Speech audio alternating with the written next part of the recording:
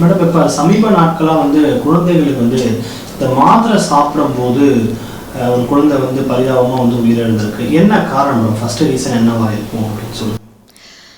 நம்ம குழந்தைங்களுக்கு வந்துட்டு மாத்திரை கொடுக்கும் பொழுது அந்த மாத்திரையோட அளவு வந்து பெரிதாக இருக்கிறதுக்கு நிறைய வாய்ப்புகள் இருக்குது. ஏன்னா ஒரு சில மாத்திரைகள் மட்டும்தான் ரொம்ப சின்ன சைஸில் இருக்கும். ஸோ மோஸ்ட் ஆஃப் த மாத்திரை பெருசாக இருக்கும் பொழுது அது வந்து நம்மளுடைய வென் பைப்பில் போயிட்டு சுவாச குழாயில் போய் அடைக்கிறதுக்கான வாய்ப்புகள் இருக்குது. ஸோ அதுதான் இந்த குழந்தைக்கும் நடந்த விபத்து. என்ன மேடம் இந்த மாதிரி இஷ்யூஸ்லாம் பேரண்ட்ஸ் எப்படி மேடம் இருக்கணும்? இந்த மாத்திரை சாப்பிட்டு ஒரு குழந்தை இறக்குது அப்படின்னா ஒரு எவ்வளோ பெரிய இஷ்யூவாக இது நம்ம வந்து பார்க்குறோம். இந்த இஷ்யூவில் பேரண்ட்ஸ் வந்து எந்த அளவுக்கு கேர்ஃபுல்லாக இருக்கணும்?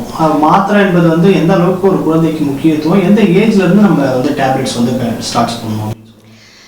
குழந்தைங்களுக்கு முடிந்தவரை மாத்திரைகள் கொடுப்பதை விட நம்ம வந்து சிரப், அதாவது லிக்விட் ஃபார்முலேஷன்ஸில் கொடுத்தா ரொம்பவும் நல்லது. அது இல்லாமல் பார்த்திங்கன்னா சியூவபெல்லாக, அதாவது ஒரு சில மாத்திரைகள் வந்து கடித்து சாப்பிட்ற மாதிரி நிறைய மாத்திரைகள் இப்போ வந்திருக்குது. ஸோ அந்த மாதிரி சியூவபெல்லாக கொடுக்கலாம். இல்லைனா முடிந்தவரை வந்து பார்த்திங்கன்னா லிக்விட் ஃபார்முலேஷன்ஸில் இருக்கிற சிரப்பை கொடுத்தோன்னா ரொம்பவே நல்லது. ஏன் இதை கொடுக்கக்கூடாதுன்னு சொல்கிறோன்னா, நம்ம குழந்தைங்களுக்கு வந்துட்டு மாத்திரையை முழுங்கிறதுக்கு எப்படி அப்படின்றது தெரியாது.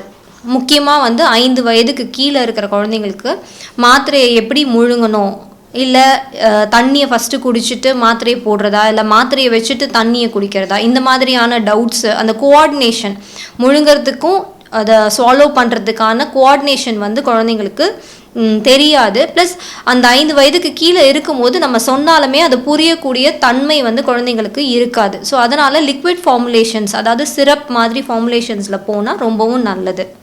ஓகே மேடம், இப்போது ரீசெண்டாக வந்து ஒரு குழந்தை ஒரு உயிரோடு இருக்கக்கூடிய வண்டை வந்து வாயில் தூக்கி போட்டு தொண்டையில் கடிச்சு இறந்துருச்சுன்னு சொல்லி ஒரு செய்தியெல்லாம் நம்மளால் பார்க்க முடியுது. இந்த மாதிரி விஷயங்கள்லாம் குழந்தைகள் எந்த அளவுக்கு கேர்ஃபுல்லாக இருக்கணும், அதுக்கு பேரண்ட்ஸ்லாம் என்ன பண்ணணும் அப்படின்னு சொல்லி இந்த வண்டு வந்து இது பண்ணி போகிறது அகெயின் அது வந்துட்டு நம்மளுக்கு சுவாச குழாயில் போச்சா, இல்லை நம்மளுக்கு ஃபுட் பைப்பில் போச்சா, இல்லை என்னன்றது நம்மளுக்கு தெரியாது. ஸோ அகெயின் அதே தான், சோக்கிங்கான ரிஸ்க் ரொம்ப ஜாஸ்தி. அதே மாதிரி நம்ம அதை போடும் பொழுதும் சரி, சாப்பிடும் பொழுதும் சரி, இல்லை மாத்திரையை முழுங்கும் பொழுதும் சரி, வாயில் வச்சுட்டு இருக்கும் போது சிரிக்கிறது, பேசுறது, நம்ம வந்துட்டு ஓடிக்கிட்டே, சில குழந்தைங்களை வந்துட்டு ஓட விட்டு வாயில் வச்சுட்டு ஓட விட்டு சாப்பாடு கொடுத்து முழுங்க சொல்லுவாங்க. ஸோ இந்த மாதிரியான இதெல்லாம் இல்லாமல் ஒரு இடத்துல உட்கார வச்சு குழந்தைங்களுக்கு மென்று முழுங்கிறது எப்படி அப்படின்றத வந்துட்டு தெளிவாக நம்ம வந்து சொல்லி பேரண்ட்ஸ் சொல்லி கொடுத்தோன்னா அவங்களுக்கு ஒரு ஏஜ் போக போக அவங்களுக்கு வந்து அது புரிஞ்சுக்கிற தன்மையும், நல்லா சூ பண்ணி முழுங்கிறதுக்கான தன்மையும் வந்து இது வரும்பொழுது அவங்க அதை நிறைவாக பண்ணுவாங்க. வேக்சினேஷனோட இம்பார்ட்டன்ஸ் வந்து ரொம்ப குறைஞ்சிருச்சுன்னு சொல்லிட்டு ஆய்வில் சொல்கிறாங்க மேம். நிறைய பேர் வந்து குழந்தைகளுக்கான தடுப்பூசி வந்து செலுத்துறது இல்லை அப்படின்னு சொல்லி ஒரு ஆய்வில் சொல்கிறாங்க. ஸோ ஒரு வேக்சினேஷன் எவ்வளோ இம்பார்ட்டன்ட் மேடம் ஒரு குழந்தைக்கு? வேக்சினேஷன் இப்போ நம்ம வந்து இப்போ இருக்கிற காலகட்டத்தில் நிறைய இன்ஃபெக்ஷன்ஸ் வந்துட்டு ஒரு சீசனுக்கும் ஒரு வகையான இன்ஃபெக்ஷன்ஸ் ரொம்பவே அதிகமாக வந்துட்டுருக்கு. இப்போது பார்த்திங்கன்னா டெங்கு சீசன் மைல்டாக அப்படியே ஸ்டார்ட் ஆகிட்டு இருக்குது.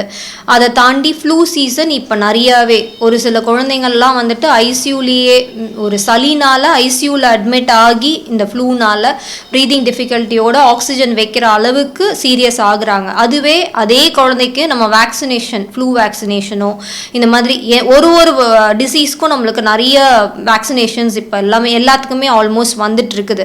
அப்படி இருக்கும்போது அதை நம்ம செலுத்தும் பொழுது டெஃபினட்டாக அது வராதுன்றது நம்ம சொல்ல முடியாது. 70% அந்த டிசீஸ்லேருந்து ப்ரிவென்ட் பண்ணுறதுக்கான எல்லா வாய்ப்புகளும் இருக்குது. அதை தாண்டி வந்தாலுமே intensity of the infection will be definitely less.